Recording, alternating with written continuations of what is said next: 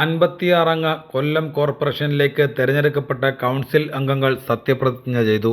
Corporation കാര്യാലയത്തിന് സമീപം QAC ഗ്രൗണ്ടിൽ സജ്ജമാക്കിയ പ്രത്യേക വേദിയിലായിരുന്നു ചടങ്ങുകൾ.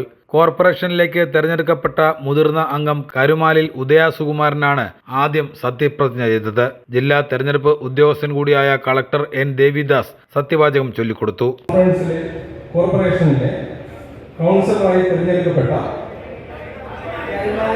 ഡോക്ടർ ഉദയ സുകുമാരൻ എന്ന ഞാൻ നിയമാനുസരണം നടപ്പാക്കിയ ഇന്ത്യൻ ഭരണഘടനയോട് യഥാർത്ഥമായ വിശ്വാസവും കൂറും പുലർത്തുമെന്നും ഭയാശങ്കയോ മമതയോ വാത്സല്യമോ വിദ്വേഷമോ കൂടാതെ ഞാൻ എൻ്റെ ഔദ്യോഗിക കർത്തവ്യങ്ങൾ യഥാവിധിയായും വിശ്വസ്തയോടും എൻ്റെ പരമാവധി കഴിവും അറിവും വിവേചന ശക്തിയും ഉപയോഗിച്ചുകൊണ്ട് നിർവഹിക്കുമെന്ന് ഈശ്വര നാമത്തിൽ സത്യപ്രതിജ്ഞ ചെയ്യുന്നു.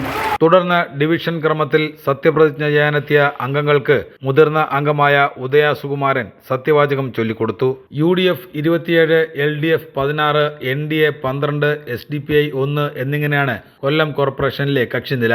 ഇത്തവണ കൊല്ലം കോർപ്പറേഷനിലേക്ക് കേവല ഭൂരിപക്ഷമില്ലെങ്കിലും 27 അംഗങ്ങളുള്ള UDF AK ഹഫീസിനെയാണ് മേയറായി നിശ്ചയിച്ചിട്ടുള്ളത്. ഈ മാസം 26-ന് mayor, deputy mayor, standing committee chairman എന്നിവരെ തെരഞ്ഞെടുക്കും. സത്യപ്രതിജ്ഞാ ചടങ്ങിനു ശേഷം മുതിർന്ന അംഗം ഉദയ സുകുമാരന്റെ അധ്യക്ഷതയിൽ ആദ്യ കൗൺസിൽ യോഗം കോർപ്പറേഷൻ കൗൺസിൽ ഹാളിൽ നടന്നു.